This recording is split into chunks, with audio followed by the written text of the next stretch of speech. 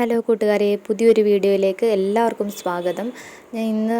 ഞാൻ പറഞ്ഞുകൊണ്ടിരിക്കുന്ന വീഡിയോ എന്ന് പറഞ്ഞു കഴിഞ്ഞാൽ നമ്മൾ നിസ്സാര കാര്യങ്ങൾക്ക് വേണ്ടിയിട്ട് അല്ലെങ്കിൽ എന്തെങ്കിലും കാരണങ്ങൾ കൊണ്ട് നമ്മുടെ നമസ്കാരം ആക്കി കളയുമ്പോൾ നമുക്ക് കിട്ടുന്ന ശിക്ഷകളെ കുറിച്ചിട്ടാണ്. കഴിഞ്ഞ വീഡിയോയിൽ ഞാൻ ദുനിയാവിൽ വെച്ച് കിട്ടുന്ന ശിക്ഷകളെ കുറിച്ചിട്ടാണ് വിവരിച്ചത്.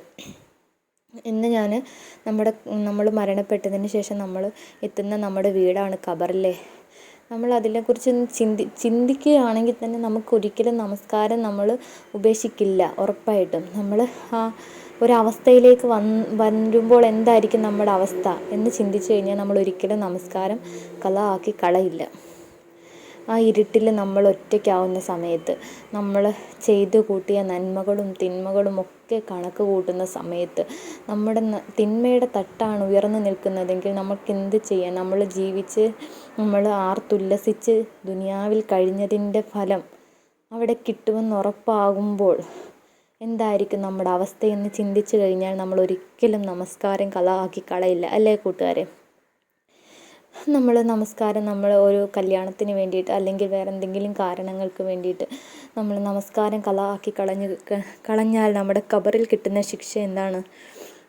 ഖബർ അവൻ്റെ മേൽ അള്ളാഹു ഇടുക്കപ്പെടും. നമ്മുടെ വാരിയെല്ലുകൾ കോർക്കുന്ന വിധത്തിൽ നമ്മുടെ ഖബർ ഇടുക്കപ്പെടും. രണ്ടാമത്തേത് എന്താ? നരക അഗ്നി കൊണ്ട് അവൻ്റെ ഖബറിനെ അള്ളാഹു നിറയ്ക്കും. നമ്മുടെ ഖബറിൽ നമുക്കിപ്പോൾ അറിയാം, നമുക്ക് ഈ ചൂട് കാരണം നമുക്ക് നിൽക്കാൻ വയ്യാത്ത അവസ്ഥയാണല്ലേ. അപ്പോൾ നമ്മുടെ ദേഹത്തേക്ക് തീ വാരിയിട്ടാൽ എന്തായിരിക്കും അവസ്ഥ? നമ്മൾ ചിന്തിച്ചിട്ടുണ്ടോ ഒരിക്കലെങ്കിലും? ഇല്ല.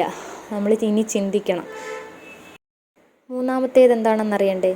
സുജാ ഉൽ അക്ര എന്ന ഒരു ഉഗ്ര സർപ്പത്തെ നമ്മുടെ ഖബറിലേക്ക് നമ്മളെ ശിക്ഷിക്കാൻ വേണ്ടി അള്ളാഹു തആല നിയോഗിക്കും. ആ ഉഗ്രസർപ്പം നമ്മളെ ഖിയാമത്ത് നാൾ വരെയും കുത്തി പരിക്കേൽപ്പിച്ചുകൊണ്ടിരിക്കും.